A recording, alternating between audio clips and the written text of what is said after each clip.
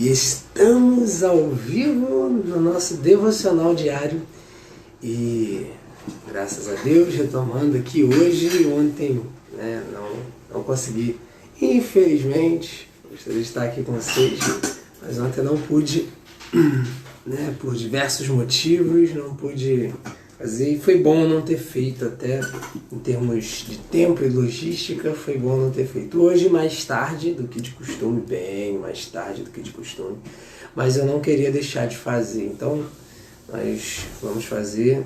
Eu provavelmente farei um tempo mais curto, é o que eu espero, é o que eu estou desejando aqui, mas tudo depende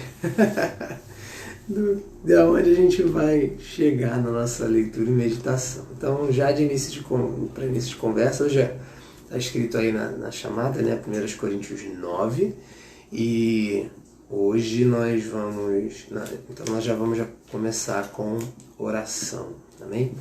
Pai, em nome de Jesus, na Tua presença, mais uma vez, Senhor, Te louvando e agradecendo, nos colocamos em oração. Muito obrigado por tudo que tens feito, pelo Teu amor, graça, bondade, vida e misericórdia. Obrigado porque até que o Senhor nos sustentou, Senhor. Obrigado pela salvação prometida a nós por meio de Teu Filho Jesus Cristo, e obrigado, Pai, pela Tua presença constante e diária em nosso lado, Pai. Muito obrigado, Deus Santo e Bendito, porque o Senhor tem estado conosco, o Senhor tem falado conosco, o Senhor tem abençoado as nossas vidas, ó Deus. Obrigado, Deus amado, por esses momentos devocionais que o Senhor nos permite, ó Pai. Obrigado, Senhor, porque o Senhor, ó Deus bendito, tem sido grandioso, ó Deus bendito e amado, como Tu és, ó Deus, e se mostrado assim para nós, ó Pai. Muito obrigado também por percebermos, e o Senhor nos dá a sensibilidade de percebermos essa grandiosidade, ó Deus, em nossas vidas. Que o Senhor, ó Deus, nos abençoe, nos dê um tempo proveitoso na Tua presença, fale conosco, usa-nos, e que o Seu nome seja exaltado em nós. Muito obrigado por tudo o que eu Te peço, Te agradeço, exaltando o Teu santo nome, em nome de Jesus. Amém. Graças a Deus. Louvado seja o nome do Senhor. Seja bem-vinda. Bom dia, Cristina. Eu quase que errei o nome aqui. Então hoje nós vamos para a primeira carta aos Coríntios, capítulo de número 9. Vamos fazer agora a leitura, tá? Depois a gente faz o comentário e por fim, a gente encerra orando. Essa é a dinâmica que a gente tem, que eu tenho adotado aqui, juntamente com quem participa, tem participado ao vivo aí das nossas devocionais. E é isso, vamos seguindo aqui na leitura do texto, amém? O apóstolo Paulo, então, primeira carta aos Coríntios, capítulo 9, ele começa dizendo assim: não sou livre, não sou apóstolo, não vi Jesus nosso Senhor? Não são vocês resultado do meu trabalho no Senhor? Ainda que eu não seja apóstolo para outros, certamente eu sou para vocês, pois vocês são o selo do meu apostolado no Senhor. Esta é a minha defesa diante daqueles que me julgam. Não temos nós o direito de comer e beber? Não temos nós o direito de levar conosco uma esposa crente, como fazem os outros apóstolos, os irmãos do Senhor e Pedro? Ou será que só eu e Barnabé temos direito de receber sustento sem trabalhar? É isso mesmo. Ou será que só eu e Barnabé temos o direito de receber sustento sem trabalhar? Quem serve como soldado à própria custa? Quem planta uma vinha e não come do seu fruto? Quem apacenta um rebanho e não bebe do seu leite? Não digo isso do ponto de vista meramente humano, porque a lei nos diz a mesma coisa. Porque a lei não nos diz a mesma coisa? Pois está escrito na lei de Moisés: não amordace o boi enquanto ele estiver debulhando o cereal. Porque, por acaso, é com bois que Deus está preocupado? Não é certamente por nossa causa que ele o diz?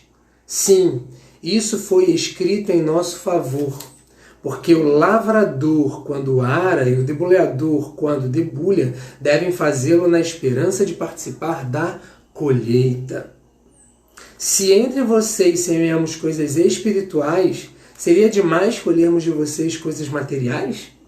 Se outros têm direito de ser sustentado por vocês, não temos nós ainda mais? Mas nós nunca usamos desse direito. Ao contrário, suportamos tudo para não colocar obstáculo algum ao Evangelho de Cristo. Vocês não sabem que aqueles que trabalham no templo alimentam-se das coisas do templo? E que os que servem diante do altar participam do que é oferecido no altar? Da mesma forma, o Senhor ordenou àqueles que pregam o Evangelho que vivam do Evangelho. Mas eu não tenho usado de nenhum desses direitos. Não estou escrevendo na esperança de que vocês façam isso por mim. Prefiro morrer a permitir que alguém me prive deste meu orgulho. Contudo, quando prego o Evangelho, não posso me orgulhar, pois me é imposta a necessidade de pregar.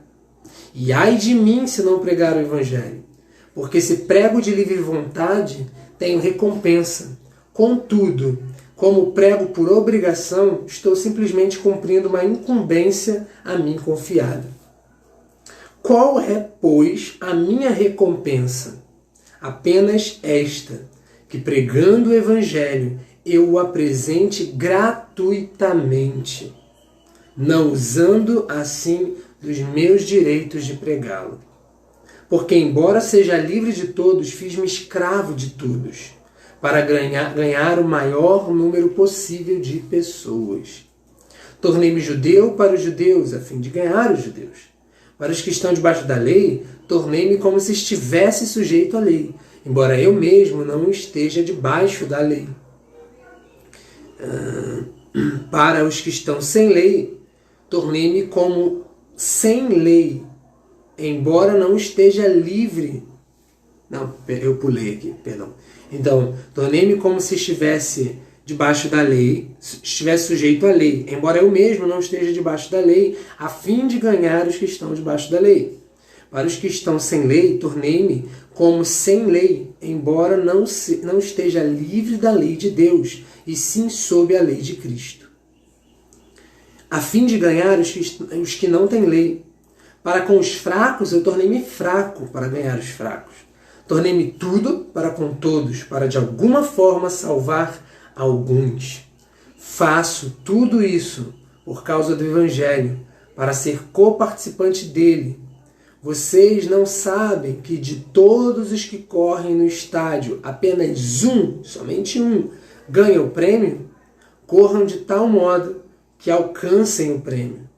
Todos os que competem nos jogos se submetem a um treinamento rigoroso para obter uma coroa que logo perece. Mas nós o fazemos para ganhar uma coroa que dura para sempre. Sendo assim, não corro como quem corre sem alvo, e não luto como quem esmurra o ar, mas esmurro o meu corpo e faço dele o meu escravo, para que depois de ter pregado aos outros, eu mesmo não venha a ser reprovado. Amém. Então, o apóstolo Paulo ele já ele continua aqui na dinâmica da ministração da palavra aos coríntios, aos irmãos coríntios, e nesse momento ele começa a falar sobre um outro aspecto que ele já até tinha meio que tocado ali em alguns pontos no início, falando sobre os direitos de um apóstolo, né? E aí falando especificamente sobre a sua posição em Cristo. Então vamos aos comentários para a gente ver o que a gente consegue aprender nessa devocional de hoje, nesse capítulo de 1 Coríntios. Ele começa, olha que interessante, né? O apóstolo Paulo, antes de começar a falar e afirmar, eu fiz uma live há muito tempo atrás, para quem conhece um pouco de comunicação, de programação neurolinguística, de neurosemântica, vai entender um pouco melhor o que eu estou falando. Mas existe uma coisa no campo da comunicação que é chamado de enquadramento. É igual aqueles enquadramentos de cinema, sabe? Que você faz o enquadramento, que é onde vai entrar, por exemplo, nessa tela aqui, se você perceber, tem um enquadramento, né? E tudo que está dentro desse enquadramento é o que vai ser visto. Fora desse enquadramento nada é visto. Então no cinema é assim, você dá um enquadramento, aqui na internet é assim. Então você tem um enquadramento. Se eu chegar mais perto, o enquadramento muda e você pega uma porção menor. Se eu chegar mais longe, ou mudar o foco, né? Você muda o enquadramento. Então, e aí, na comunicação, existe essa palavrinha chamada enquadramento, que é usado com o significado de aquilo que é feito para demarcar, da mesma forma que aqui no vídeo, um contexto para a interpretação daquilo que vai ser falado, né? E eu fiz uma live mostrando como o apóstolo Paulo era o mestre dos enquadramentos.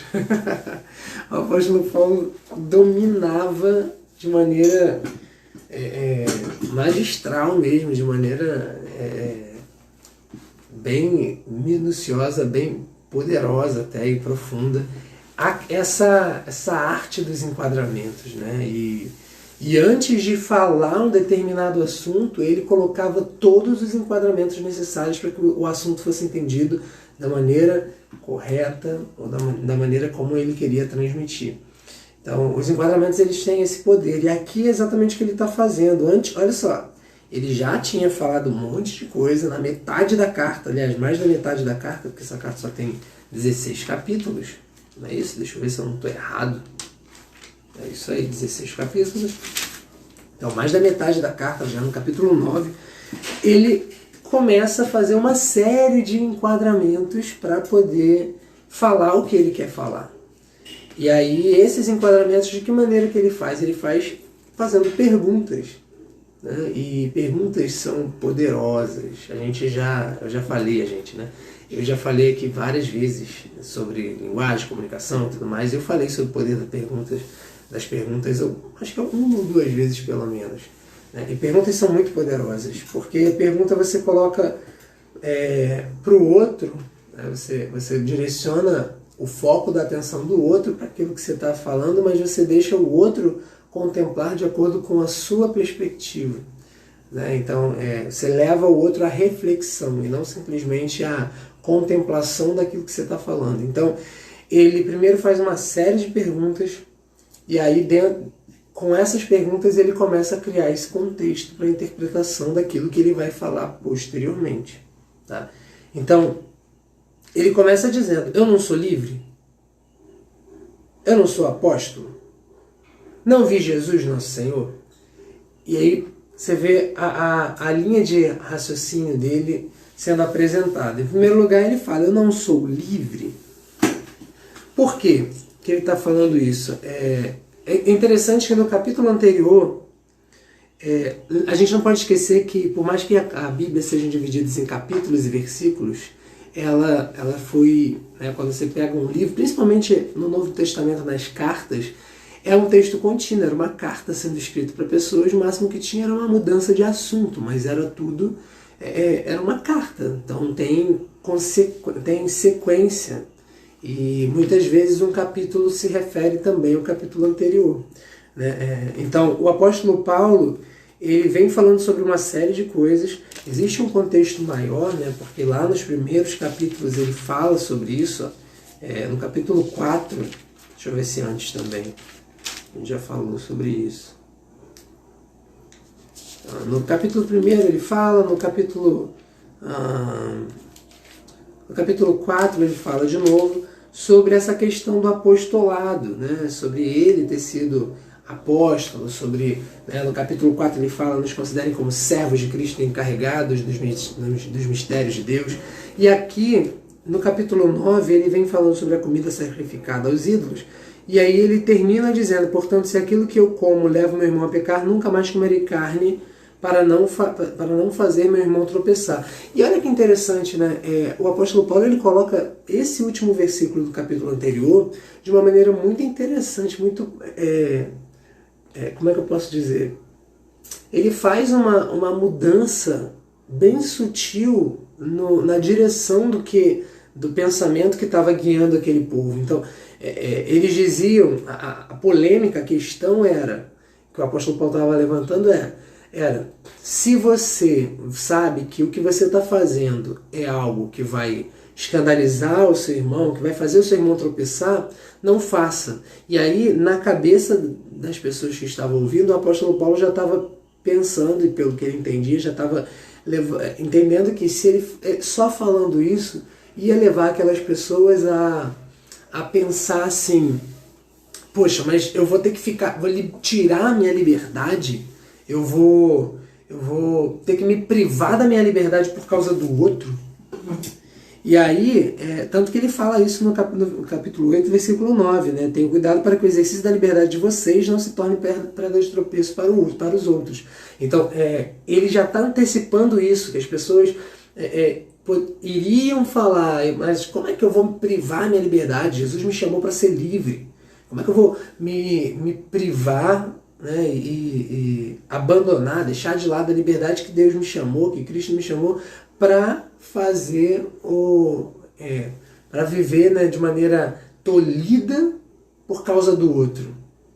E aí, olha qual é a inversão sutil na direção que ele faz. Ele diz, portanto, ele começa, ele faz todos os enquadramentos antes, né? E aí ele fecha dizendo assim, portanto, se aquilo que eu como leva o meu irmão a pecar, então ele faz uma abertura aí com o enquadramento, e aí ele diz, nunca mais comerei carne, para não fazer o meu irmão pecar. O que ele está dizendo, o que ele está fazendo aqui?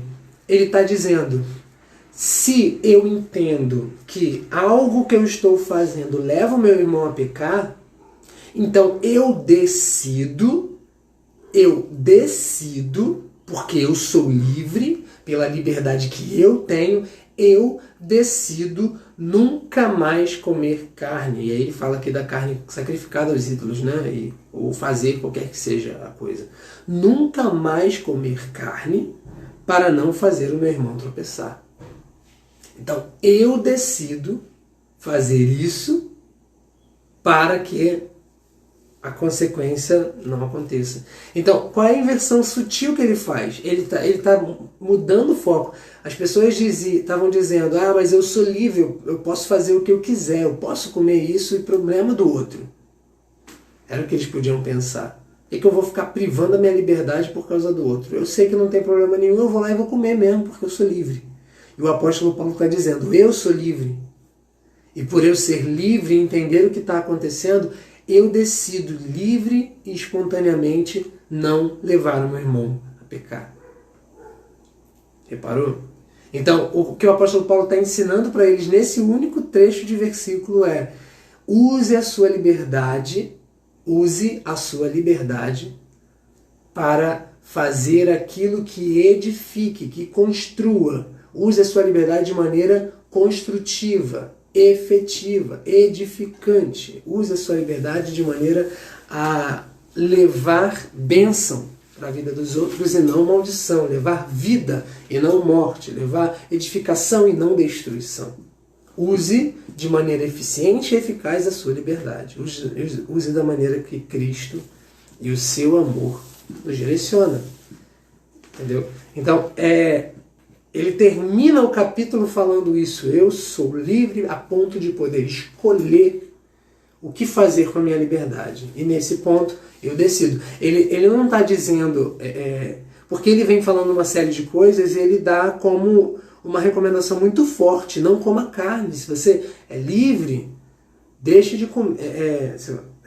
não deixe a sua liberdade afete a consciência do outro. Então, se você está vendo que o outro vai se escandalizar, vai tropeçar, não faça. E aí, isso poderia soar simplesmente como uma ordem e muitas pessoas chegarem e fazerem de maneira tapada. Não, eu vou fazer porque o apóstolo falou, porque senão vai dar ruim e tal, não sei o quê, porque Deus não gosta, Deus não quer.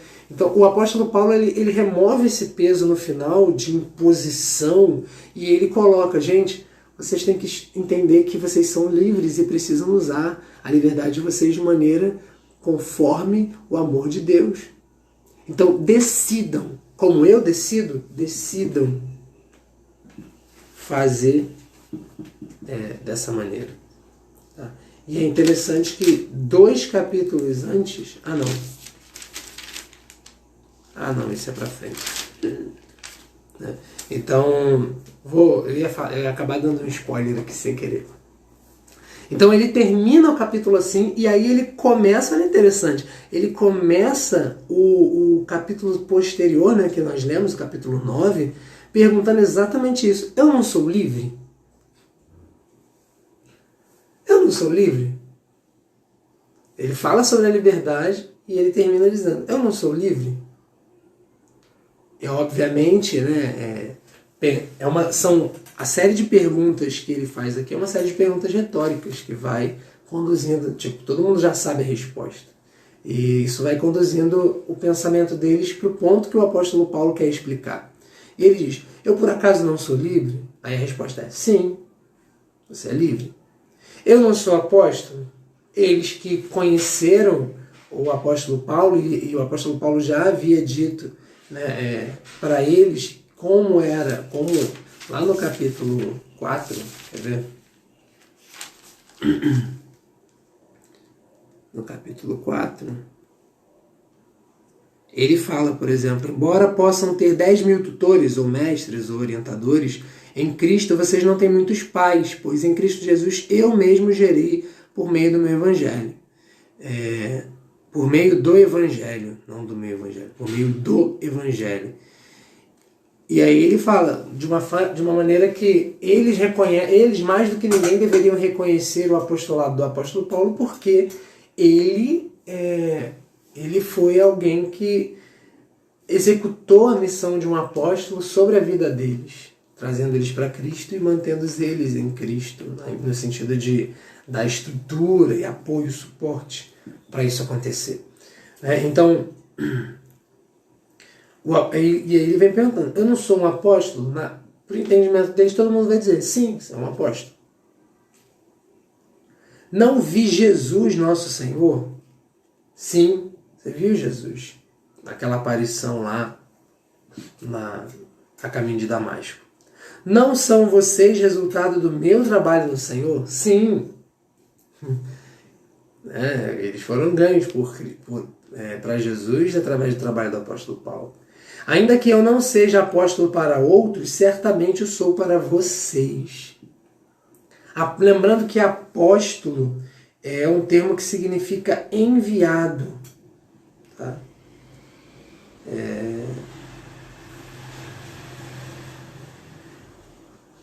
Deixa eu só...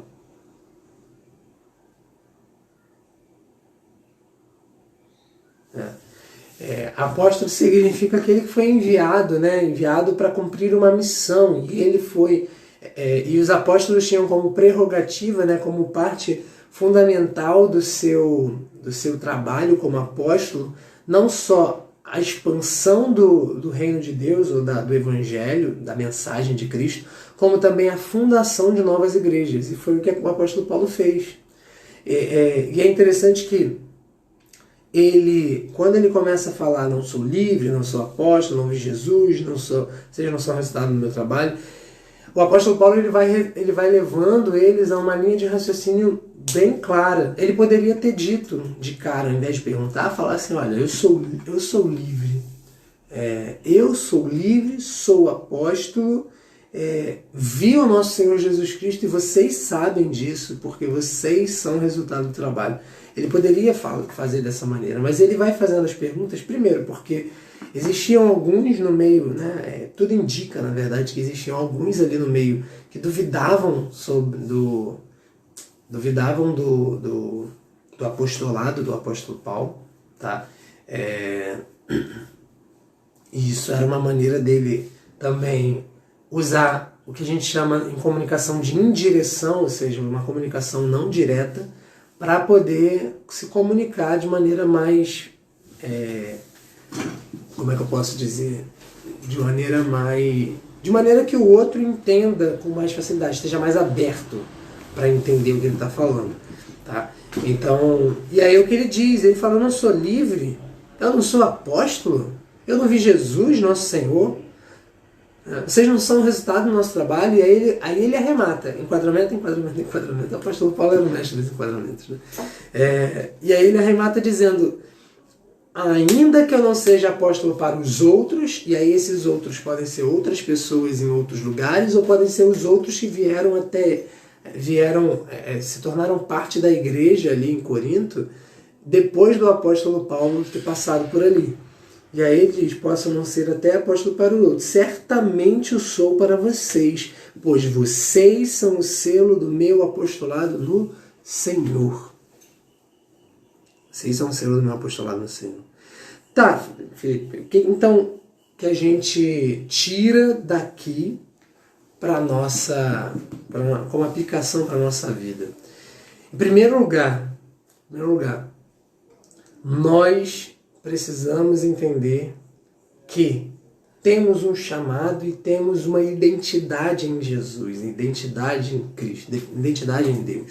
Temos uma identidade que foi idealizada por Ele e está sendo formada em nós a imagem de Cristo. Esse é o primeiro ponto. Em segundo lugar, nós temos que entender que nós temos um chamado, uma missão e uma função dentro do corpo de Cristo. Nós somos um corpo e cada membro do corpo tem uma função. Em terceiro lugar, o que é muito importante, tendo reconhecido que você tem uma identidade em Cristo, que você tem uma função, um propósito baseado nessa identidade, um chamado, né, que é consequência direta dessa identidade, nós precisamos, é importante que tenhamos firmeza nessa identidade e nesse propósito. Temos que ter firmeza no sentido de saber quem somos em Deus e o que fomos chamados para fazer. O apóstolo Paulo, ele estava sendo confrontado por algumas pessoas ali naquela igreja, ao que tudo indica, a ponto dele ter que apresentar suas credenciais. Ele fez pouquíssimas vezes isso, né, de dar uma apresentação de credenciais mais profunda, né, e todas as vezes que isso acontece é porque tinham pessoas que estavam duvidando daquilo que Deus fazia através dele. Então, as três primeiras coisas que você deve fazer é isso: ter certeza e convicção da sua identidade em Deus, que foi idealizada por Ele, ter certeza e convicção do propósito, do chamado que Ele tem para a sua vida, que é consequência direta dessa identidade, e ter firmeza, saber exatamente que você é isso. Não se deixar abalar. Ter convicção do que você é, do que você faz. Então, saber, ter convicção. Tá? Então, e era o que o apóstolo Paulo... Se o apóstolo Paulo ele não tem certeza de quem ele é e do que ele foi chamado para fazer, quando vem esse tipo de afronta, ele ia ficar, ai, mas agora o que eu faço? Estou duvidando do meu apostolado. O apóstolo Paulo ele vem com muita convicção, muita assertividade. Tem gente que poderia olhar isso aqui e falar assim, nossa, que arrogância do apóstolo Paulo. Tem que ficar dizendo quem ele é. Mas o fato é que ele fala de maneira muito assertiva, porque ele sabe quem ele é, e ele diz, não sou apóstolo, não vi Jesus, e ele conclui dizendo, ainda que eu não seja apóstolo para outros, eu sou para vocês, porque vocês são o selo do meu apostolado. Tenha certeza, convicção de quem você é em Cristo e de qual é a sua função no corpo de Cristo. E se firme nisso. Faça isso todos os dias da sua vida. Porque é só assim que Deus vai cumprir o chamado, o propósito dele para você, em sua vida, e através de você. Desculpa aí, gente. Noites ainda não tão bem dormidas por aqui. E aí, ele continua, né, aí dando um pouco mais de entendimento de que haviam pessoas contraditórias, né, contrárias ao seu ministério. Ele diz: esta é a minha defesa diante daqueles que me julgam. Né? Ponto. Qual é a defesa? Que eles, os coríntios, eram selo do apostolado do apóstolo Paulo no Senhor. Porque sim, ele é livre, sim, ele é apóstolo, sim, ele viu Jesus, sim, eles são resultado do trabalho que o apóstolo Paulo fez. Então, a liberdade que conduz, a liberdade que o apóstolo Paulo tem de fazer o que quiser fazer, de ser o que tiver de ser em Cristo, e aí ele recebe um chamado como apóstolo, no momento, e aí ele viu Jesus, né? A gente sabe disso lá pelo texto, concretiza e consuma esse apostolado que ele recebeu do Senhor ao pregar o Evangelho e ganhar almas para Cristo e fundar igrejas, como a própria igreja de Corinto, e demonstra nesse ponto que ele é que eles são o selo do apostolado dele. E essa é a defesa que ele tem. E aí depois ele continua dizendo: não temos nós o direito de comer e beber, não temos nós o direito de levar conosco uma esposa crente como fazem os outros apóstolos. Então, o apóstolo Paulo, ele primeiro fala sobre a liberdade dele, agora ele fala sobre os direitos, né? Ele não tem direito de comer e beber, ou seja, ele está pregando o evangelho, ele está levando a mensagem, ele não tem o direito de chegar, sentar e fazer uma refeição, de receber, se necessário fosse, um sustento, né? O sustento pela obra que ele fazia nas igrejas. Uma vez que ele estava servindo ao Senhor, ele não tinha esse direito? É o que ele está perguntando. Não temos nós o direito de levar conosco uma esposa crente como fazem os outros apóstolos, os irmãos do Senhor e Pedro? Então, do que ele está falando aqui? Ele está dizendo, se eu quiser, eu não posso também me casar? Né? Ter uma vida de casado e levar a minha esposa junto na missão?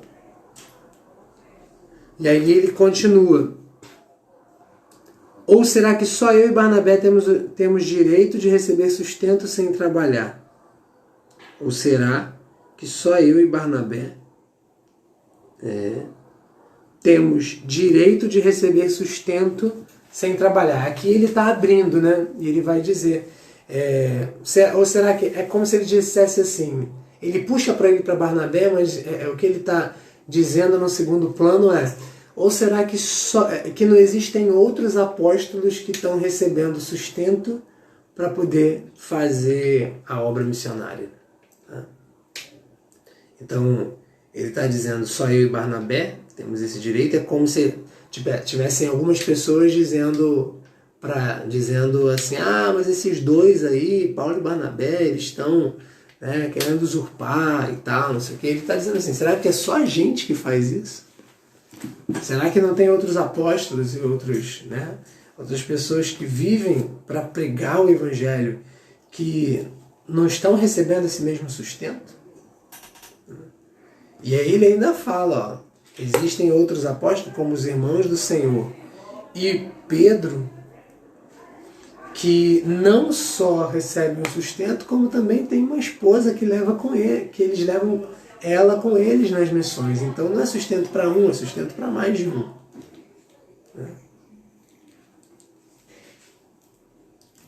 E aí ele continua dizendo, quem serve como soldado à própria custa? Quem planta uma vinha e não come do seu fruto?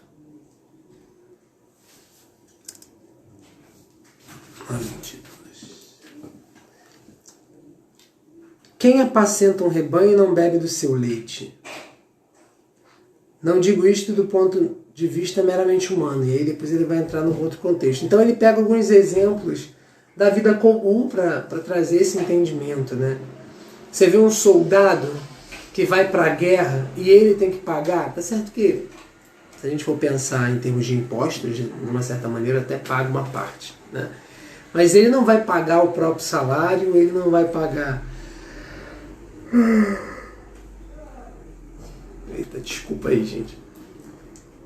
Ele não vai pagar o próprio salário, ele não vai pagar a própria alimentação, não, ele vai fazer o que ele precisa fazer, que é guerrear, que é ir para a batalha, fazer o seu serviço. E o sustento quem vai dar é o governo. Da mesma maneira, ele diz, quem planta uma vinha e não come do seu fruto. Você plantou a vinha ou a videira, você vai comer das uvas. Você tem esse direito, é seu, você fez. Você plantou, você fez o seu trabalho lá.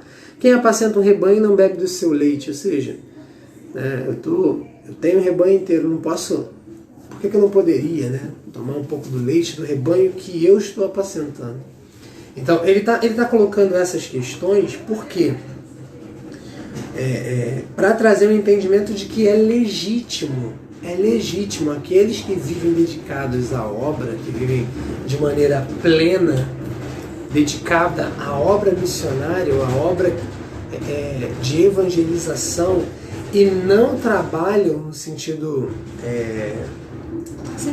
secular mesmo, realmente tem a sua vida completamente voltada para isso, é legítimo que essas pessoas recebam um suporte, um apoio para o seu trabalho, para o seu ministério.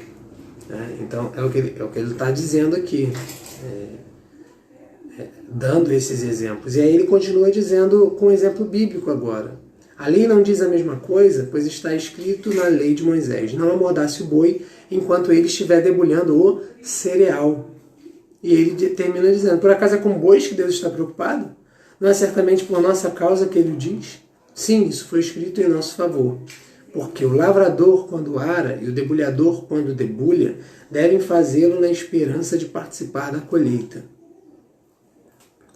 Então, é só reparar, ele está dizendo, que o que a Bíblia diz e o que como a vida é, aquele que trabalha tem direito de receber os frutos desse trabalho. É óbvio, vou abrir aqui um contexto, um parênteses, né? É óbvio que existem os excessos, a gente sabe disso. Existem, hoje em dia, principalmente, existem as pessoas que querem viver da obra, né? Que é o termo que as pessoas costumam dizer. Viver da obra, e, na verdade, viver sugando a obra, essa que é a ideia, né? Sugando o trabalho, sugando os irmãos, e não é bem assim que a Bíblia está dizendo. Até porque, se a gente for parar para pensar, o que a Bíblia diz é que tudo que temos é do Senhor. Dentro de todas as tribos do povo de Israel, a que mais se assemelha com o povo de Cristo, com o povo de Deus hoje, é a tribo de Levi, que foi chamada, né, uma tribo que foi chamada para viver dedicado ao serviço, e receberia dele a sua porção. Então, os levitas, os sacerdotes, foi para isso, né? Foi para isso que eles foram chamados. Tanto que a palavra diz que nos compara, não a levitas, mas a sacerdotes, né? Então, é tudo dele. O fato é que mesmo as outras tribos, e mesmo o que quer que seja, é tudo dele. Isso é que às vezes leva algumas pessoas para o caminho do erro. Porque se existe um líder ou alguém que está ganhando rios de dinheiro com a pregação do Evangelho e está gastando isso tudo nos seus próprios deleites, né? Gastando isso tudo, estou usando até um termo difícil, né? gastando isso tudo nos seus próprios deleites, né? Gastando isso tudo de maneira egoísta, né? De maneira a não beneficiar o próximo. E eu não estou dizendo, tá, que você não deve usar e ter boas coisas, não. Longe disso. Acho que você deve, sim. Né? Deus permite, né? Deus dá essa concessão, essa oportunidade de você desfrutar do melhor.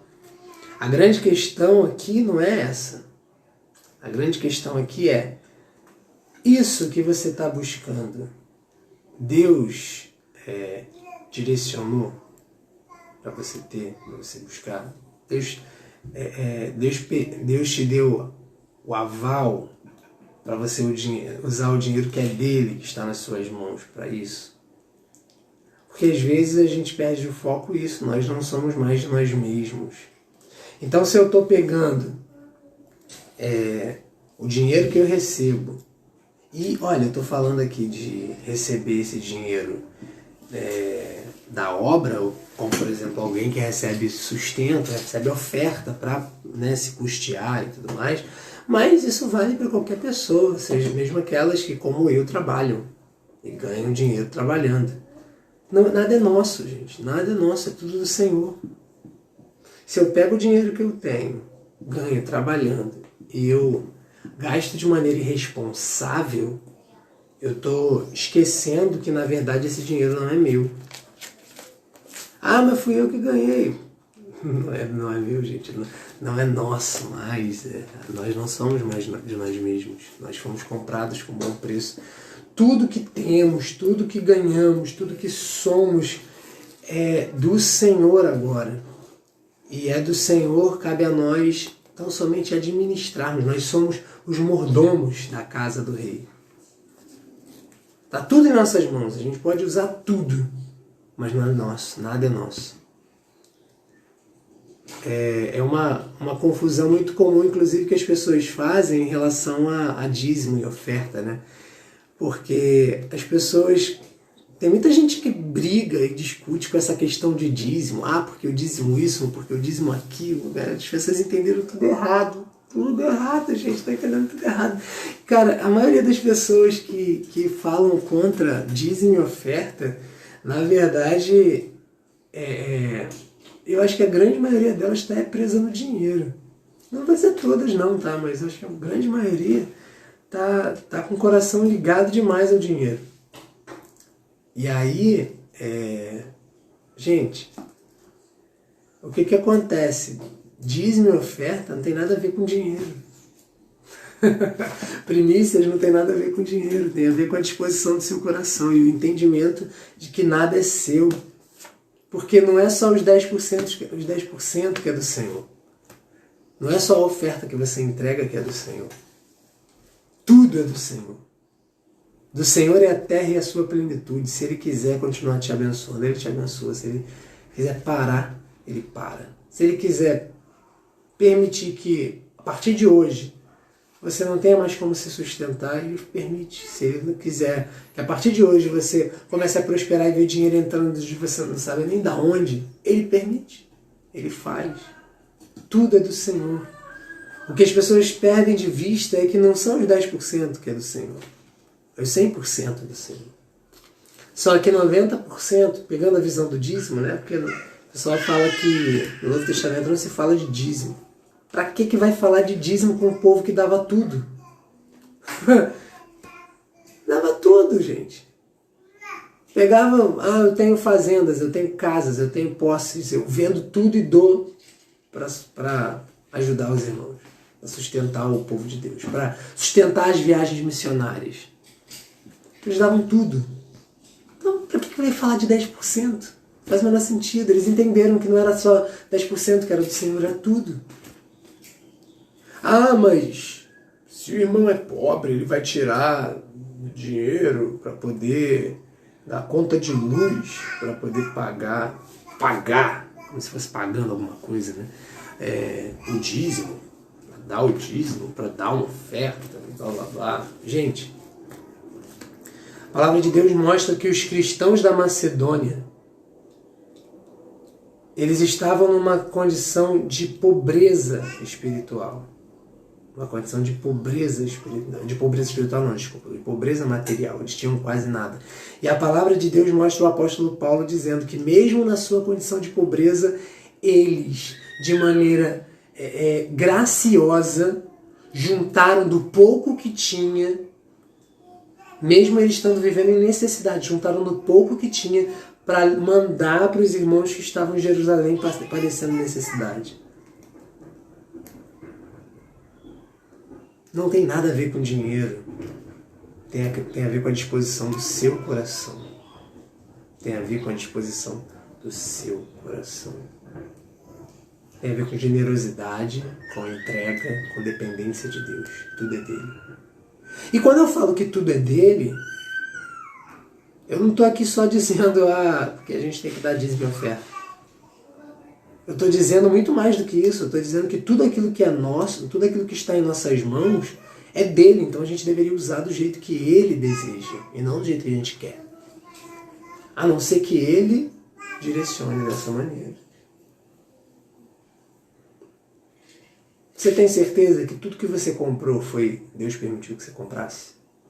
Era da vontade de Deus que você comprasse? Tudo que você pagou era da vontade de Deus que você pagasse? Todos os lugares que você foi com o seu dinheiro, todos os itens que você tem em casa, você tem certeza que tudo isso foi da vontade de Deus? Você tivesse, mas ele me deu condições de trabalhar e de construir tudo isso, de comprar isso e acontecer, blá blá blá. Mas você perguntou para ele, porque o dinheiro é dele. Sua vida é dele. Deus pode chegar e falar, você vai ser milionário, bilionário. E aí você vai ganhar uns bilhões aí. Vai ter um patrimônio de 40 bilhões de dólares. Uau! E aí Deus ele pode virar para você e falar assim, não, pode comprar essa Ferrari aqui. Não, pode. Quer comprar um jatinho? Não, pode comprar um jatinho. Vai ser bom. Mas Deus ele pode dizer assim, não quero. Pega aí os seus bilhões, eu não quero que você compre Ferrari, não quero que você compre jatinho, não quero que você compre nada disso. Eu quero que você viva de maneira modesta, quer um carro popular, quer uma casa bacana num bairro legal, mas é naquele bairro ali. Mas todos os seus bilhões vão ser destinados ao sustento da obra missionária. Deus é o dono. A gente deveria pensar nisso. Quem entende que Deus é o dono de tudo que temos e que somos, não tem preocupação com dízimo e oferta. Não tem. Mas porque o pastor fulano de tal vai roubar, vai deixar, vai acontecer. Gente. Jesus. Se ele roubar, meu Deus, tem misericórdia dessa vida. Que ele se arrependa. Eu conheço alguns casos assim. Mas a Bíblia também fala que eu não posso deixar o erro do outro, usar o erro do outro como justificativa para os meus erros. Se o outro está no pecado, o problema é do outro. Agora, se você acha que ali não é uma terra boa para semear, que vai ter desvio, que vai ter roubo, que vai ter mau uso, mau emprego do dinheiro, né, que é destinado ao sustento da obra do Senhor, ora o Senhor e pede direção. Você não tem relacionamento com Deus? Ora o Senhor e pede direção para ir para outro lugar, semear em outro lugar. Simples assim. Para estar debaixo de uma direção, de uma liderança que esteja alinhada com o Senhor. Não use isso como justificativa para não fazer aquilo que está no coração de Deus para fazer. Beleza? Não dá para a gente avançar muito mais. Acabei entrando nesse assunto de dízimo. Eu estava até um tempo para gravar um vídeo sobre isso, sobre dízimo e oferta. Cara, as pessoas entenderam tudo errado sobre dízimo e oferta. Mas é isso, o apóstolo Paulo ele começa a falar sobre isso, ele fala sobre várias coisas, e aí ele vem mostrando que ele tem direito sim, só que chega no final ele fala, mas eu não quero usar esse direito. Sabe o que o apóstolo Paulo fazia? O apóstolo, só para você não sair dessa live, dessa devocional com o entendimento errado, o apóstolo Paulo ele fazia o seguinte, olha, não, vocês estão querendo... a gente tem direito de ser sustentado por vocês, a gente tem direito de receber a oferta, mas a gente não quer. Porque a gente trabalha, arruma dinheiro e sustenta a nossa própria missão. Sustenta a missão que Deus nos deu.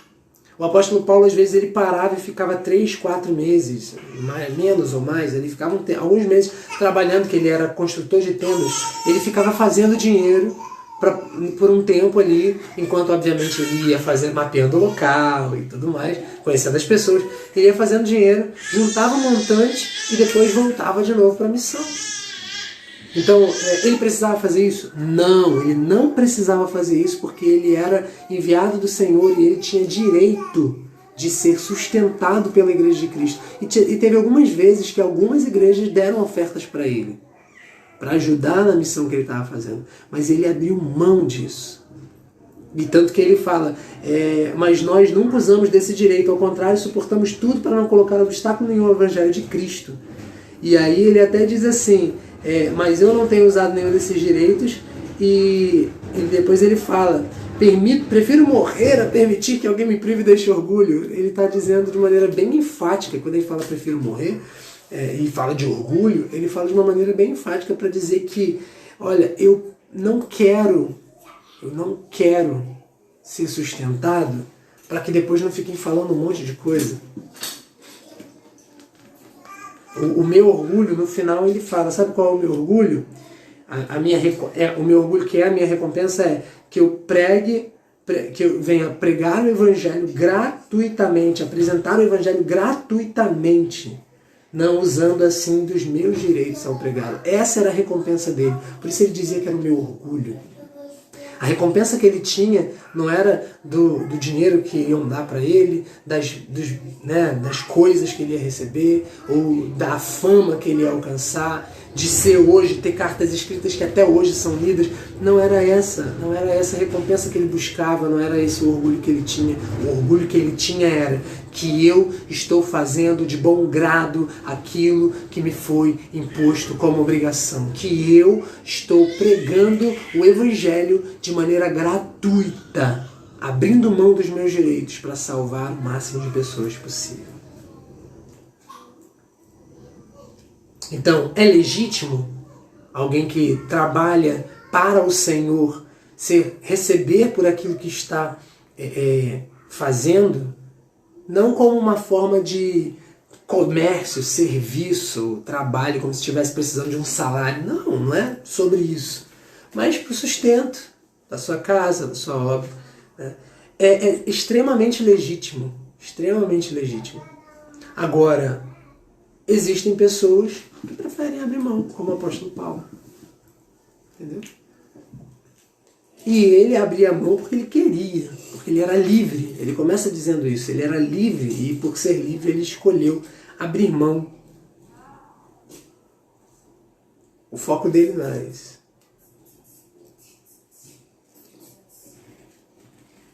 Tá? Então, e aí ele fala, porque embora eu seja livre, eu me fiz escravo de todos para ganhar o maior número de pessoas possível. O apóstolo Paulo tinha uma visão bem peculiar a respeito disso. Eu quero falar mais sobre isso em outra ocasião. Hoje em dia a gente vê muita gente falando sobre liberdade, porque eu sou livre, eu sou livre, eu sou livre, eu sou livre, eu sou livre para fazer o que eu quiser. E aí esse fazer o que eu quiser inclui pecado. Às vezes a pessoa dá um nome diferente, mas é pecado. Ele falou sobre isso quando ele falou sobre a comida sacrificada aos ídolos, e ele repete aqui, de maneira direta. É uma diferença muito grande, muito brutal na linha de raciocínio de algumas pessoas. O apóstolo Paulo ele diz, eu sou livre, mas eu me fiz escravo de todos. É fácil? Não. E ele diz, olha, é um trabalho diário. Ele termina o capítulo falando, é um trabalho diário. Eu esmurro o meu próprio corpo, ou seja, eu coloco o meu corpo em submissão, eu faço o meu corpo, né, ser privado de condições e de questões. Para quê? Para que eu consiga pregar aos outros e ainda assim ganhar a minha salvação. O apóstolo Paulo ele encarou isso com seriedade. Ele diz no versículo 23, faço tudo isso por causa do Evangelho para ser coparticipante dele. Era só o que ele buscava, ser coparticipante do Evangelho. Ser alguém que contribuiu para a propagação das boas notícias do nosso Senhor Jesus Cristo em sua obra na cruz e na ressurreição. É muito diferente do que a gente tem visto por aí, é muito diferente até do que eu pensava. Né? A gente é livre, não tem que se preocupar com o que o outro está pensando, está falando. Eu tenho que ser eu mesmo. E em certo ponto isso é verdade. Mas só que é o eu mesmo que Deus idealizou, não eu mesmo que eu nasci assim, cresci assim, vou morrer assim, tipo Gabriela, né? Eu costumava brincar e falar, eu nasci assim, eu cresci assim, eu morri assim, vou pro inferno assim, Gabriela. Entendeu? Então, não, existe um molde que a gente está sendo conduzido pelo Espírito Santo a se adequar. E esse molde é Cristo. E Jesus, ele fez o quê? Ele abriu mão de tudo que ele poderia ter e ser pelos outros. Ele nos deu o maior exemplo de todos. Então, porque embora seja livre de todos, fiz-me escravo de todos para ganhar o maior número possível de pessoas. Mas eu tenho que parar de fazer isso, fazer aquilo, falar isso, falar aquilo por causa do outro? O apóstolo Paulo está dizendo que ele fez. Jesus Cristo fez isso. É óbvio que isso não tem nada a ver com os princípios bíblicos, tá? Eu não tenho que abrir mão de princípios bíblicos. Princípios são invioláveis. Não dá para abrir mão de princípios. Então não é disso que a gente está falando. Mas está falando de direitos, sabe? Certos direitos. Como o apóstolo Paulo abriu mão de um direito. Sobre vontades, caprichos, desejos que nós como seres humanos temos. E vou te falar, nem todos eles são errados não, tá?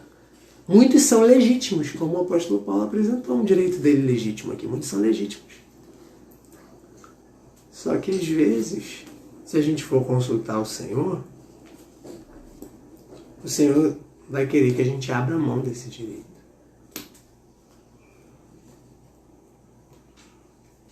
Entendeu? E é esse o ponto. Essa mensagem de hoje começou de um jeito, depois foi conduzida para o outro, né?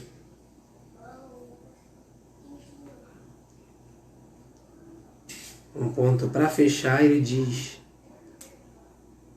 versículo 16, contudo, quando prego o Evangelho, não posso me orgulhar, pois me é imposta a necessidade de pregar, ou, em outra versão, porque me imposta essa obrigação.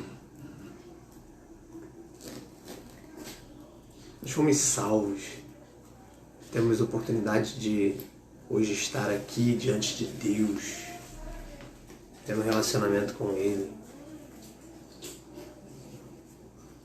Seria muito egoísmo a gente querer guardar isso para nós. É o que o apóstolo Paulo está dizendo. É uma obrigação, é uma necessidade, é algo que eu tenho que fazer.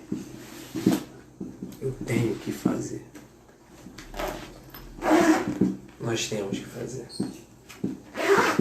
Que Deus abençoe a sua vida. Essa foi a devocional de hoje. Tá? Vamos falar com o Pai, pedir ajuda a Ele para nos fazer compreender e praticar aquilo que Ele tem para nós. Amém?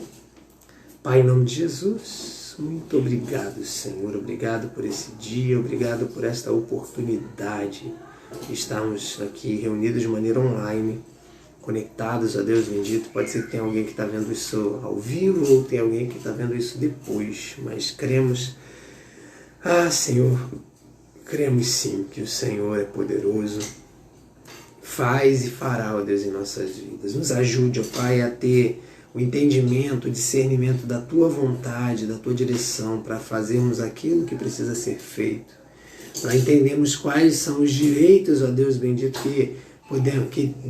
de acordo com a Tua vontade, iremos desfrutar, e quais os que teremos que abrir mão, se é que haverá algum a abrir mão.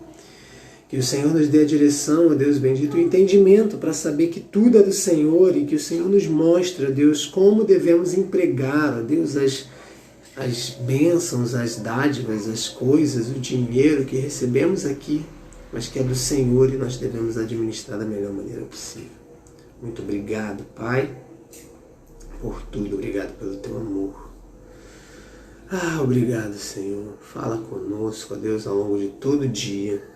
Nos abençoe, nos dê um restante de semana, de dia abençoado e um iniciozinho aí de final de semana cheio da Tua presença. Que as Tuas mãos estejam sobre nós e Teu Espírito Santo traga cada vez mais clareza para a nossa mente, para o nosso coração. Em nome de Jesus, peço e agradeço. Amém. Graças a Deus. Que Deus abençoe a todos e até amanhã, se Deus quiser, em mais um devocional diário aqui com a primeira carta do apóstolo Paulo aos Coríntios. Então, vamos nessa. Um excelente dia. Deus abençoe. Fiquem com Deus. Tchau, tchau.